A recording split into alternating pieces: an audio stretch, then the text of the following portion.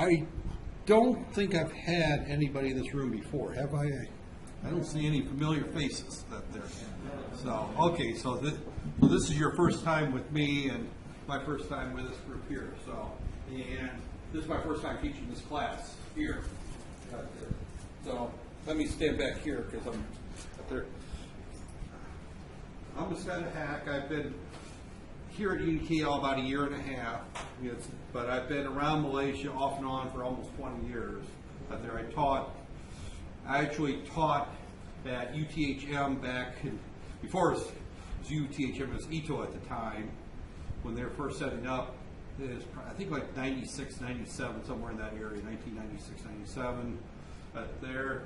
And then I stayed on to Malaysia for another year, taught at Unitan for a year when it was just starting up. Both those contracts, I was already employed by Purdue University in the U.S., who I was with for 30 years. I just retired from them not last year, but the year before. So that's when I retired from there. I came to work for UTKL out there. So I've been teaching this type of material for about, like I said, a little over 30 years. My major area is embedded systems out there, which is microprocessors, microcontrollers, and at their FPGAs, those types of things, which involves a lot of C programming. So I've done a lot of C programming. I've done very little desktop C programming out there. That is not my area of expertise by any means. What's at there? I don't write visual C programs for word processors, database managers. I've written some database managers. I shouldn't say that. There's some databases that there. And I've done some programming in that area, but that's not my major area that's there. I'm more the guy that figures out how to design the control panel on your dashboard in your car, how to interface the radio with the push buttons, and how to interface that with the actual radio itself, and how the GPS is wired into it at there, or the person who designs the controller for your microwave oven, or a lot of the things I've done. Most of my work has been in government related stuff, defense, which I won't talk about that there very much because most of that was classified when I was working on it that there. But I've been around computer programming for decades. That there. Matter of fact, I actually turned down a job with AT&T doing C programming. And for those who are not familiar with AT&T, they used to be Bell Labs, and they designed the C language. So I've been around this field for quite a while. Probably my degree is undergraduate was electrical engineering technology. Then I took some courses and went and got a master's degree in electrical engineering out there.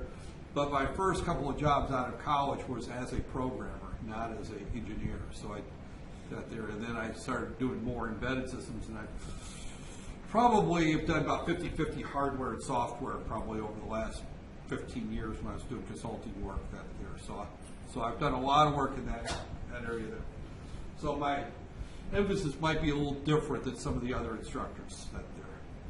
And the reason I say that when it comes to programming is that, to the best of my knowledge, nobody here at BMI or UTKL has ever done any C programming that has gone into hardware or desktops. It's mostly been just academic work. So I've done quite a bit of industrial work in terms of programming. And I've had software that I've written that found its way into things like sonobuoys, things that look for submarines, alcohol sensors for cars, breathalyzers, pieces of equipment that sort good potatoes from bad potatoes, pieces of equipment that sort red tomatoes from bruised tomatoes and clumps of dirt, pieces of equipment that control heating and air conditioning systems. So I've done all so that they're. So I'm going to approach it. This class is supposed to be about 50% C and 50% MATLAB. It's probably going to be more like 75% C and about 25% MATLAB. That there. MATLAB is not typically used as a programming language, but the way that I've always used MATLAB is more of a supercalculator, and we'll get into how that's done you can write programs in MATLAB and that there. But if you're going to write a program, you might as well just do it in C. That there, C's the that there. Although MATLAB does have some advantages, so we'll get in that there.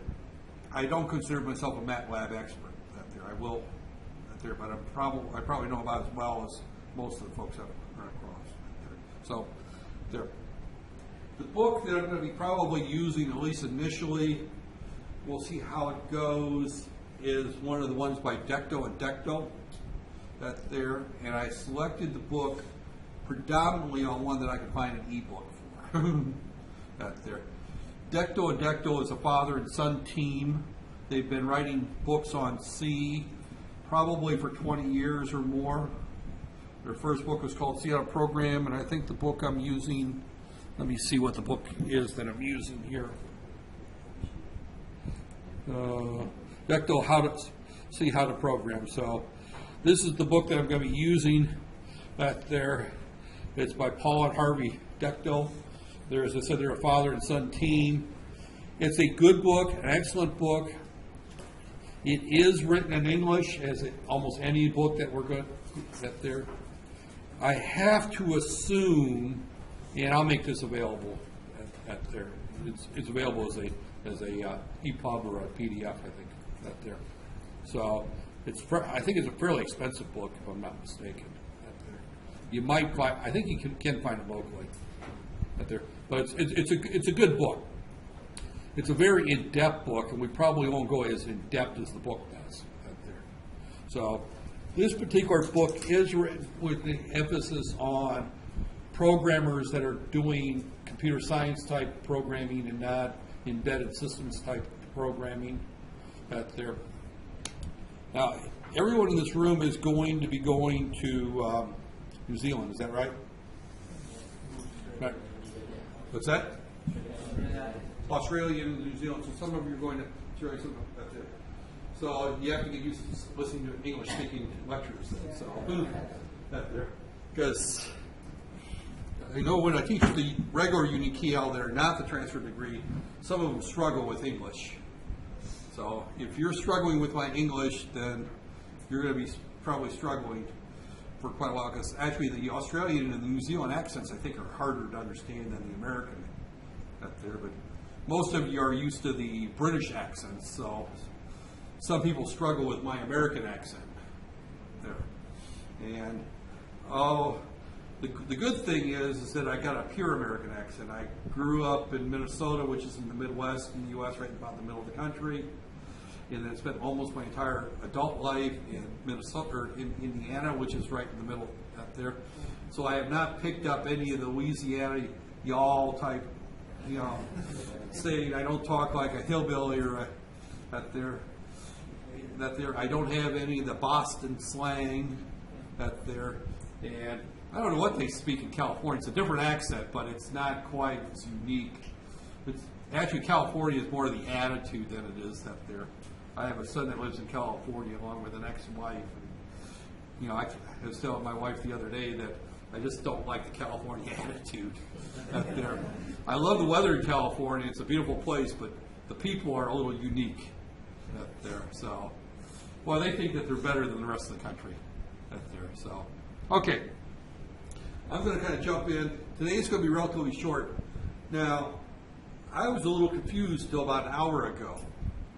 I guess I thought I had one class, but evidently I have two classes. There's two sections of this class. You're Monday and Tuesday, right? Yeah. Then I got another group that I meet Wednesday and Thursday.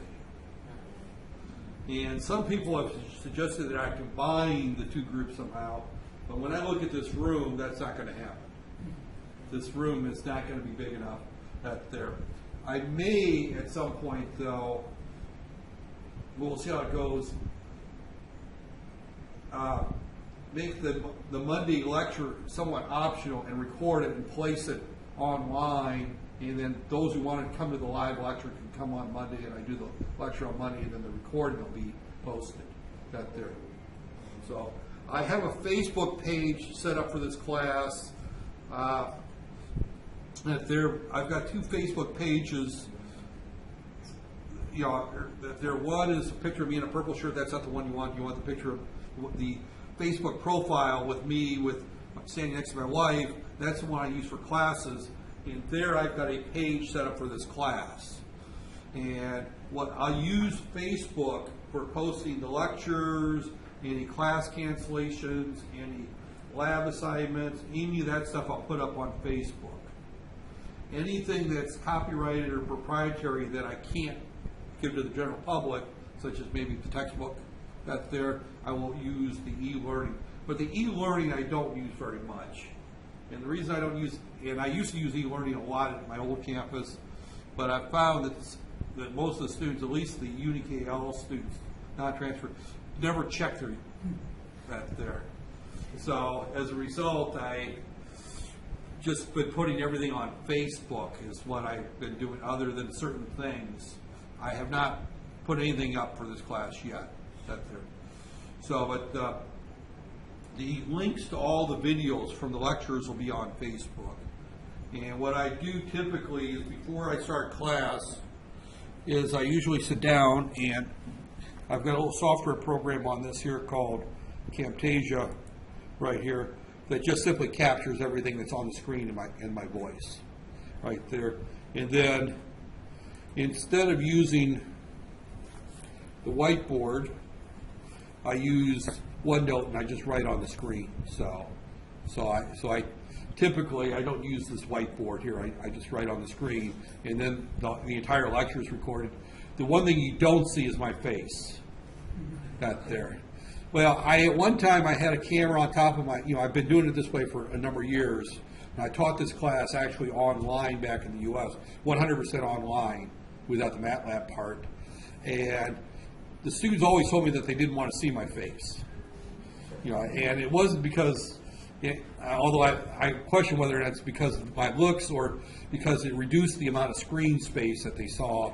They're more interested in what I'm writing on the screen or the programs that I cut and paste and comment on. So they're more interested in what's on the board or on the computer screen than they are seeing me. So I don't put the camera on that there.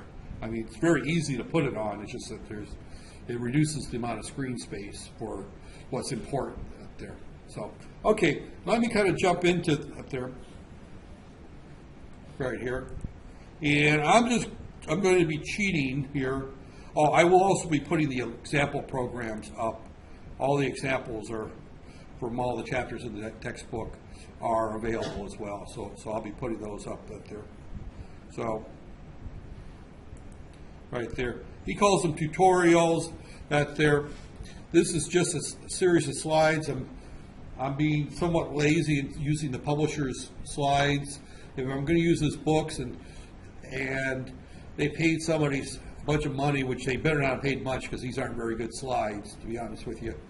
That they're, it covers that there. There's no point in recreating my own slides. That there. And my guess is that the authors didn't create these slides, because the reason I know that is because I've created slides for courses I taught, and the publishers have bought my slides and distributed them.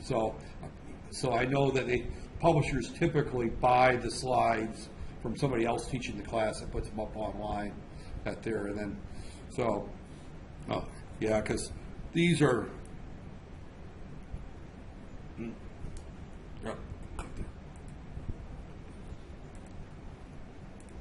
and I can tell that these were published by that there is because Prentice Hall is listed as one of the copyright holders. So that tells me that they bought the slides from one of the instructors that were teaching the course. So these particular slides were probably not done by the publisher, but we don't know that there. So this is kind of the outline of the first chapter. We won't get through it today. One of the key things is because I do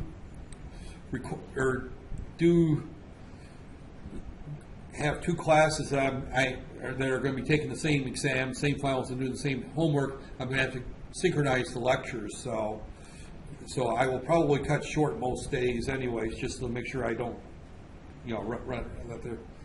And I also believe in that the mind can only bear what the backside can bear. I don't know what that basically means that I have you for 2 hours, but I don't have your attention for 2 hours. I may have you physically sitting in a chair for 2 hours, but after about 5 minutes, I start to lose some of you, and I pick you back up again. But after about an hour to an hour and 15 minutes max, you're gone. You know, your mind is what am I going to eat on Hari Raya, right? What are the hostels like in New Zealand or Australia, or what's the weather going to be like come February in Australia when it gets cold up toward the north, toward the south, So, okay, let me just kind of jump in here, and I'll probably cover the first part of this here. And as I said, I'm still recovering from surgery, and you're my second class of the day, so that means that my energy level is pretty low. This is my first day, 3 weeks back to work. So, okay, so we're going to look at what is a computer. Got there, computer organization, machine languages, and we'll probably stop somewhere right after C++. We'll talk about that there. So, So, tutorial, you'll learn they call it tutorial, so I have to assume that this might not be an American, this might be a Canadian instructor that's using that wrote these up there. The characteristics of a high-level and low-level programming language, object-oriented, run our first C application, locate C information, We're not going to worry too much on that there. So what does a computer do? And the main thing that it does is it performs calculations much faster than people. Now, computers do a lot more than calculations, but that's what they were originally designed for. So I just finished my other set of slides, which actually had a better history of computers than this does, and I may use those tomorrow. But they basically do calculations And the first computers around was in the late 1940s. One of the very first computers that came out, and it was all vacuum tube, and the way that you reprogrammed it was by rewiring it. You didn't have software commands. When I first used computer programs, the programming technique was that we punched cards We used punch cards, and we would write our code on punch cards, and each card represented one line of code. And you would load the program into the computer with a card reader. And it would go through and read each card, execute that line of code, read the next card, execute that line of code, type of thing. Very tedious. Now, of course, we use microcomputers and a screen and a keyboard, and we use a text editor, and life is so much easier I mean, I've done about every type of computer programming out there, including one of the first microcomputers that came out was one called an Altar 8800, which you had to write your programs using dip switches and load buttons. And you did it in binary numbers Very tedious. And then the first SDK85s that were used to do 85 debugging, we would enter A3, enter, 2C, enter, and we would enter our programs in hexadecimal. We would not write code. There was no computer language. It was all very low-level machine language So C is a programming language and what we're writing is instructions for the computer to do. Now, the key thing is that when we write computer instructions, we are talking to one of the dumbest pieces of hardware out there, the microprocessor. A microprocessor is an electronic IC, that reads, that gets a command. The command is given to it in a hex code of some type, and then it's going to perform an operation. Now, these operations that these microprocessors command or perform are not like print X. They don't look anything like the code that we're going to write. They're very, very simple code. I mean, they may be something like move into A the number 35 hex That is a machine language or an assembly language command And that takes the number 35 and places it in a register here, 3, 5, and that's in hexadecimal numbers right there. So the number 0011, 0101, it's going to be stored in that register right there. And then it does the next one, move to B, the number 23 hex, add A and B together, and that will store the result in. And that's how I would add two numbers in assembly language right there. And this is the type of language that the computer understands. It's very, very low-level language. So when we write our programs, we have to keep in mind that we have to write our programs in a way that's very, very simple and very, very straightforward, and it's very, very clear. You know, it's kind of like writing instructions on how to throw a hand grenade, right? Pick up hand grenade. Hold lever in. Pull out pin. Throw hand grenade. Now what happens if you put those instructions wrong? You leave out, throw out pin, pull out pin. Well, you throw the hand grenade, it doesn't go off. The guy catches it, pulls out the pin, and throws it back at you, right? You know, bad things happen. So you have to write your instructions very clear. What happens if you leave out part of the instruction? You'll pick up hand grenade holding lever. I don't know how many of you are familiar with a hand grenade, but it looks like a pear, and there's a little lever right here. This little lever is attached at the top of the grenade. There's a pin that holds it in place, and there's a little spring that's there. Well, if you pick up the hand grenade and pull out the pin, that lever gets shot off, and the hand grenade is ready to explode right there. Most people that have ever used hand grenades, and it's been a long time since I've thrown a hand grenade, it's been almost 40 years since I've thrown a hand grenade. Yeah, I spent some time in the Army too. I was in the Air Force for 4 years, and then another 5 years in the Army Reserve. So I've got some experience with hand grenades. So if you pick up a hand grenade and you don't hold the lever and you pull the pin out, that lever goes away, and you got like 4 or 5 seconds before the thing explodes. You hold the lever, and the grenade is not active until you throw it, because then you release the lever, and that's what activates the hand grenade. So you leave out part of the instruction. The person picks up the hand grenade, pulls out the pin, and starts to look at where to throw the grenade.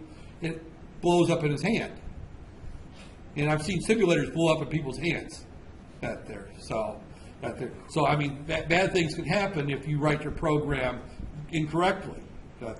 So you have to make sure that these programs are clear, because I can look at it and I can see there's a level, and I know that I've got a brain that does some thinking, and I know if I pick up and I don't hold the lever down and I pull the pin out, that level is going to pop out if I have an idea how a hand grenade works.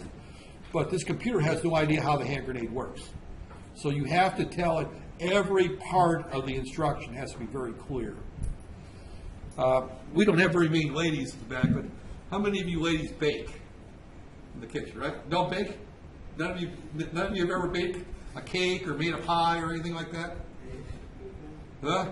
Oh, that's right. In Malaysia, you don't bake very much. That's true. Okay, but if you use a recipe to cook a cheesecake, in the U.S. we tend to bake a lot of things. So I'll use a cheesecake, for example,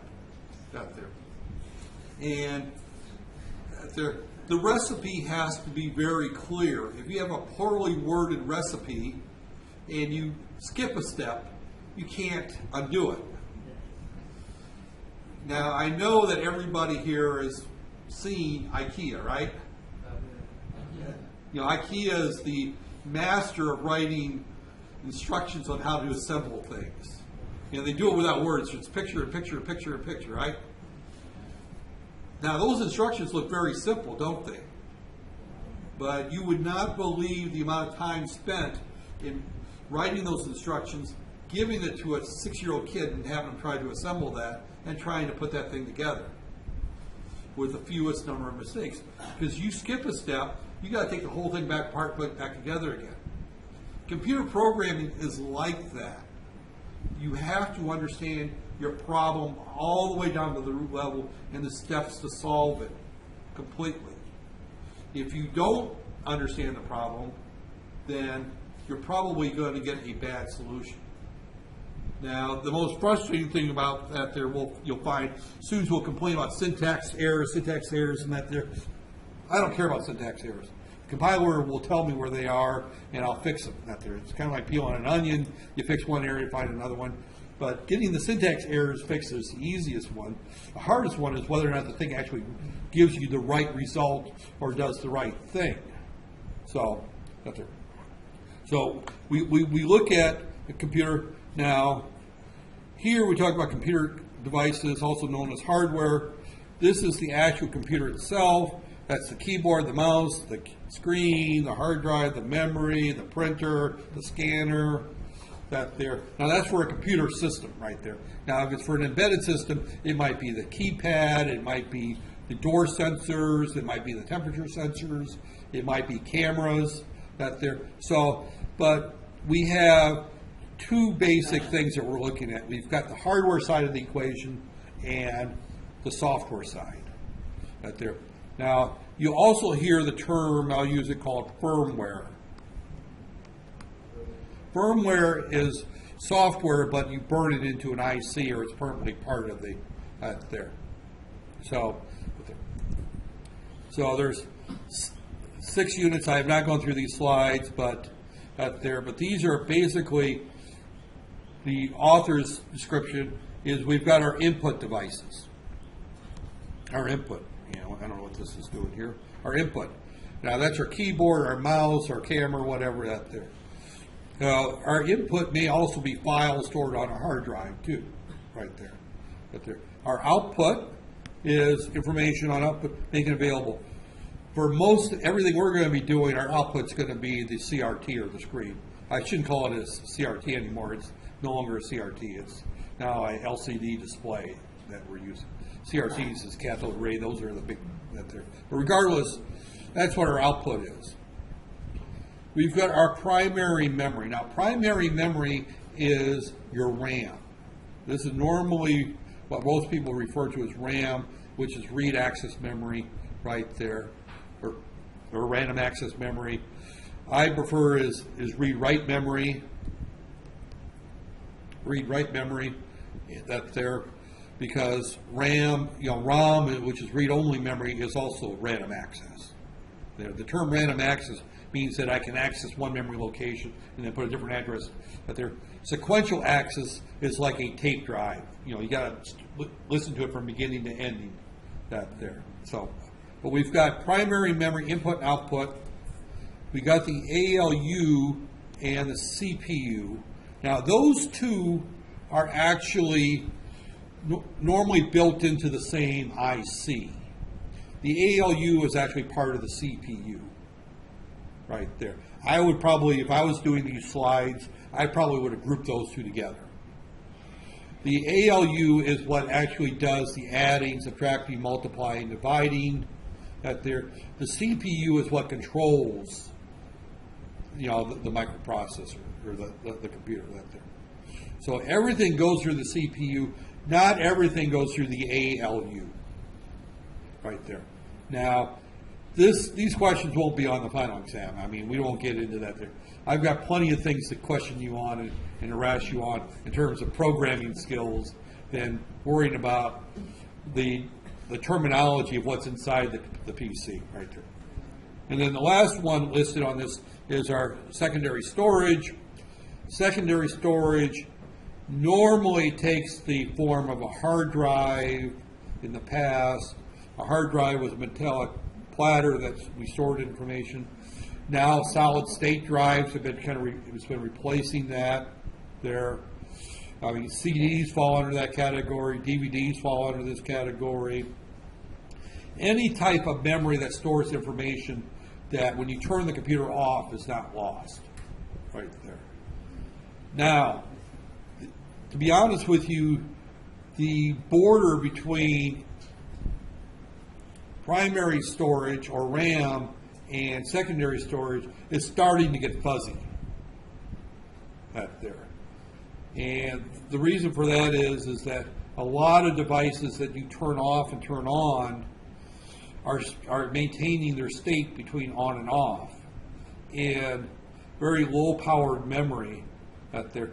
And that's particularly true if the computer is not a desktop computer, but such a thing such as an Android tablet or a cell phone or something like that. And trust me, a cell phone today is a computer. That there. You write, it has an operating system, you can write software for it, it's got input and output devices, it's got keypads, it's got a screen, that there, your Android, Galaxy, whatever it is, Note 2 or 3 or S4 or whatever you're using, or your iPhone 7 or whatever, that there, you're all students. Students always have better hardware than the instructors. Instructors are worried about saving for retirement, so they don't spend any of their money out there. Students' money just burns right through your pocket. So you save up enough money to buy the iPhone 7 before your parents or the faculty does out there. So, but regardless, out there, but you turn off your iPhone and turn it back on. Almost everything that you were working on is still there out there.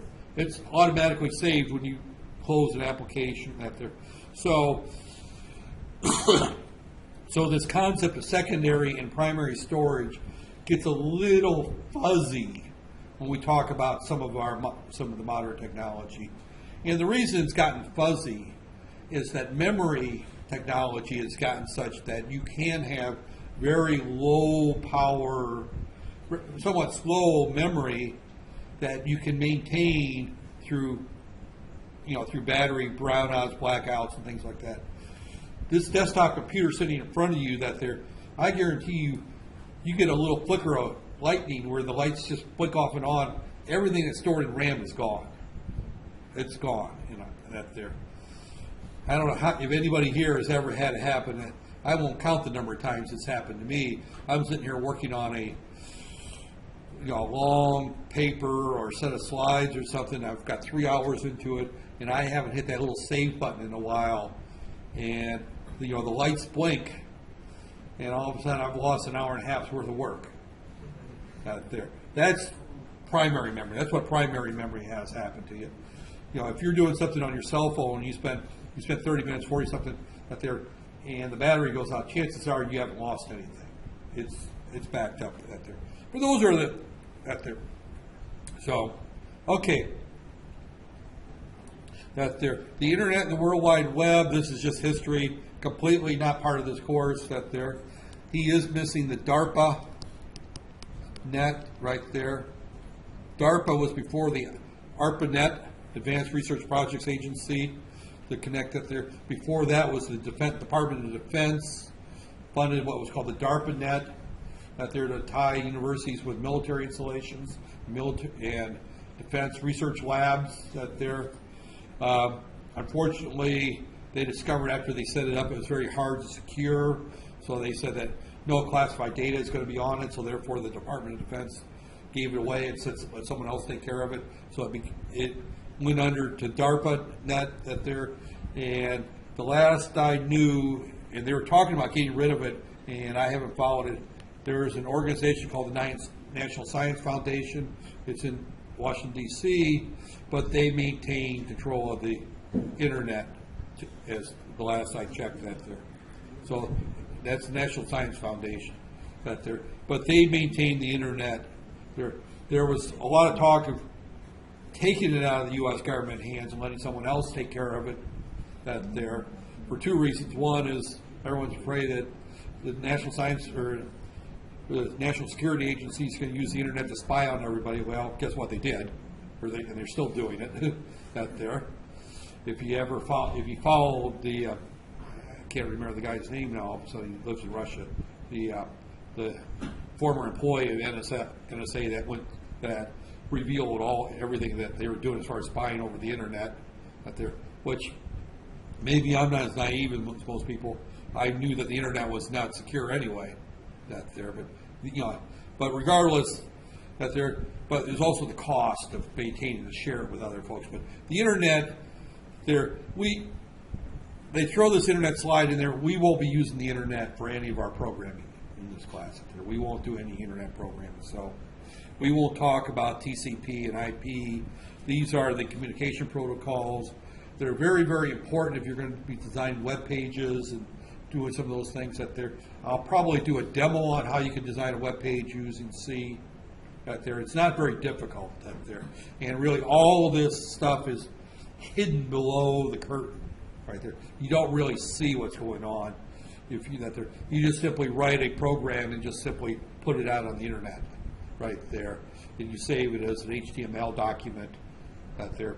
It's actually easier to do in Visual Basic than it is out there. So, and the World Wide Web right there is basically the protocol. It came out of the University of Illinois somewhere in the 1980s, late 1980s, early 1990s.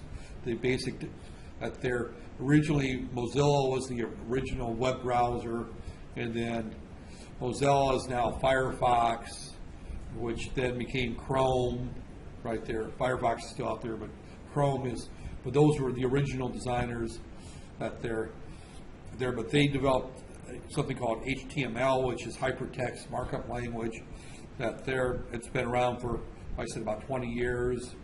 Still, a lot of people will design web pages using HTML. There are better ways and easier to do that, but HTML is still the primary. And when I do a web page, I actually don't write in HTML. I cheat, and I use a program called Dreamweaver, which basically allows you to do it like a word processor or a text publishing. You just kind of draw the document the way you want it to do, and that becomes your web pages. But my web pages are pretty ugly and pretty plain. I don't design web pages.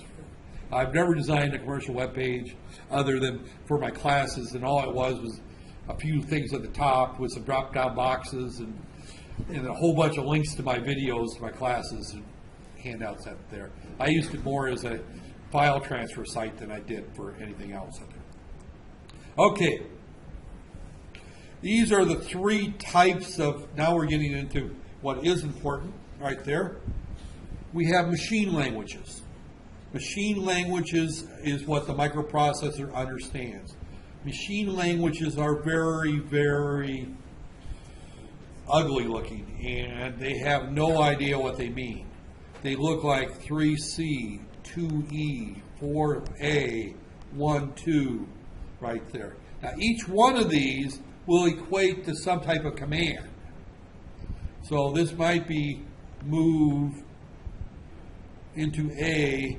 In this particular case, I'm going to put 2E because 2E goes with the 3C right there. But you can look at something in machine language and have no clue what it means. Matter of fact, I can guarantee you that if I put a piece of 86 machine code, which is basically what we still use today for C programming, it goes into 8086 code, actually extended code, but it's still basically the old 8086 assembly language that you won't have a clue what the program does. You will have no idea what it does.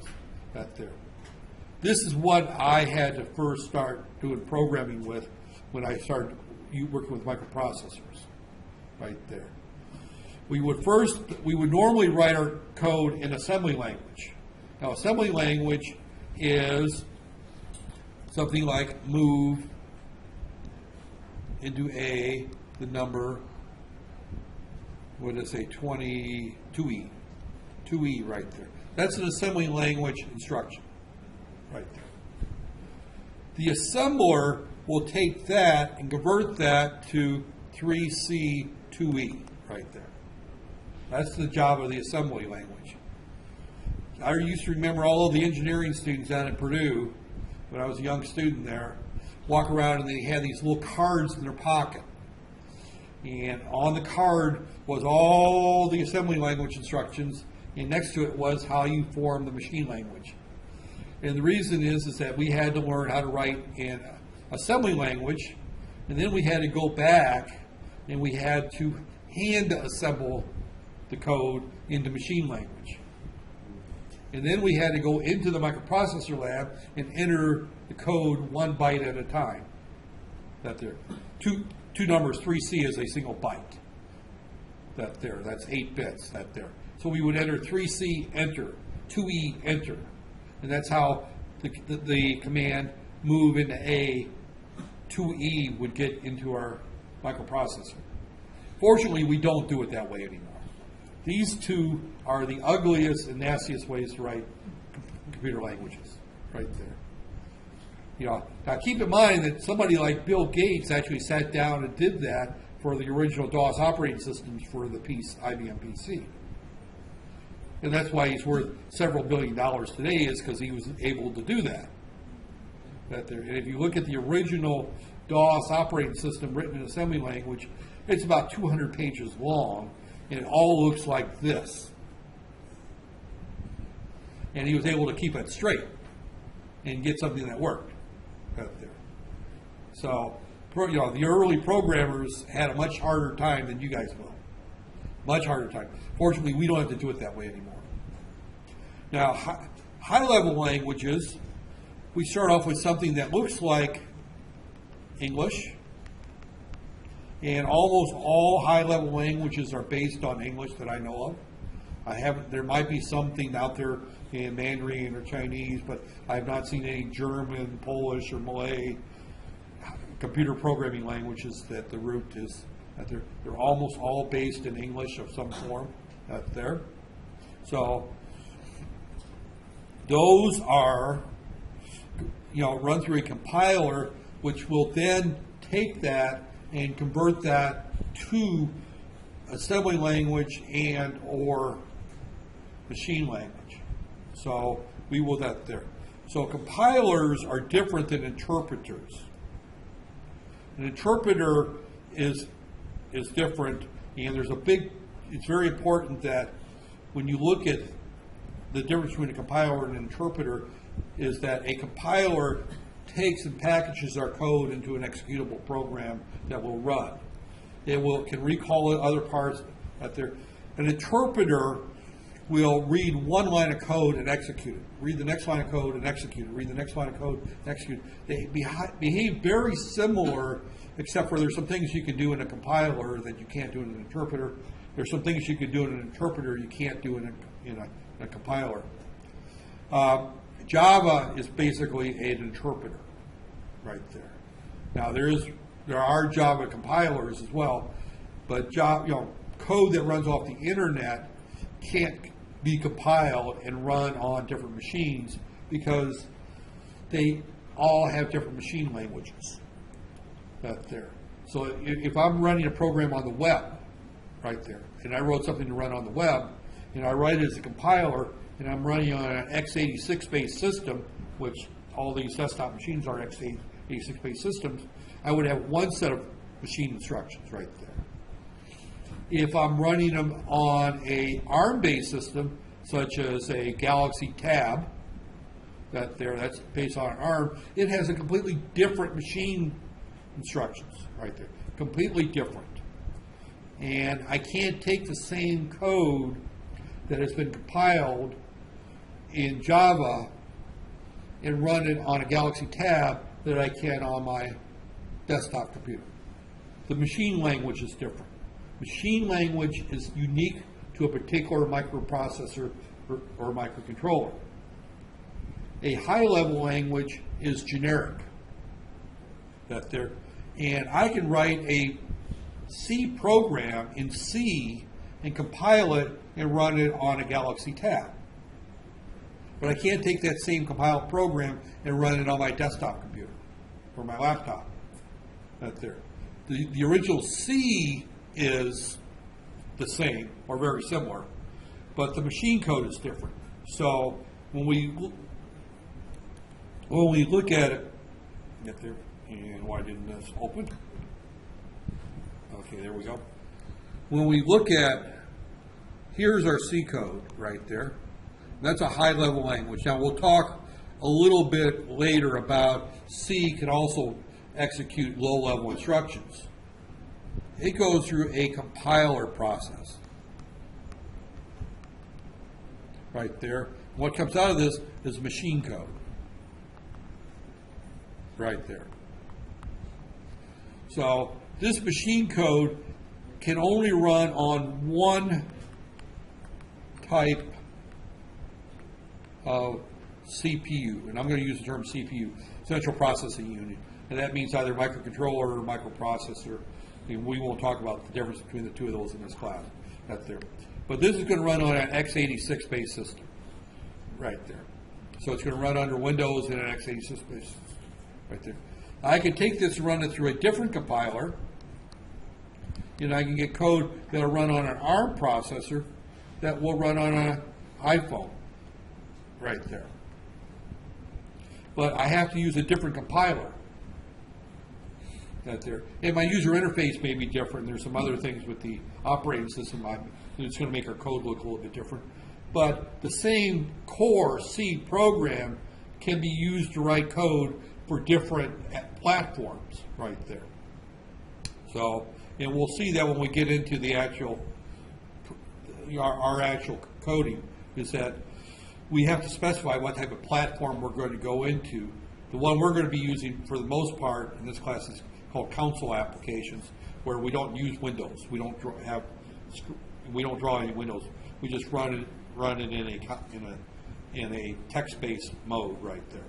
But that is the main difference right there. So interpreters run the programs directly. In other words, they read one line of code, then they read the next line of code. And Java is an interpreted language in the effect that because I don't know if I'm going to run this application on an iPhone, or if I'm going to run it on a desktop computer, or if I'm going to run it on a tablet, or if I'm going to run it on some other type of computer, because you've got your Linux or whatever out there, you can't compile it that there, because the machine instructions are unique to each operating system and each processor differently that there. So you have to give it the instructions and let the interpreter compile it at that time and figure out what to do with it right there. So interpreters, interpreters actually weren't used for years. Interpreters, nobody did them, because interpreted programs are much slower executing. Because when you compile it, you go through one time and you generate the instructions that have to be executed when the program's run, right there. And you don't have to figure out what print X means. It's already, you've already got the code to print X on the screen. But the interpreter has to figure out how to print X to the screen, right there. Y is equal to X plus Z. All right. Y is equal to X plus Z can be coded in machine language 15 different ways for 15 different processors. That's there. And it's not going to be the same for a Motorola 6800 as it is for an 8051, or as it is for an x86 right there, or for a PIC, or whatever processor you're using. And I'm throwing a lot of these processor names out there, and you're looking at me. Just think of them as Protons, Weras, and whatever. I mean, they're all different brands, and they all use different languages. At the machine code level, at the high level, they all use very similar languages right there. So when we look at these two right here, these two are CPU specific. Right there. Machine language and assembly languages are only for one particular CPU, and typically, and this got a broken wire in it too, half these cables out there. But high-level languages are designed to be used with multiple CPUs, multiple operating systems out there. Now, there might be some differences that you have to accommodate different operating systems and how we do that, especially if you go into Windows programming, which we're not going to get into Windows programming, because the way that you design a window and shape the window is unique to Windows. If you wanted to do the same thing for iOS or Mac OS, you'd have to use a totally different platform for doing the design. So C++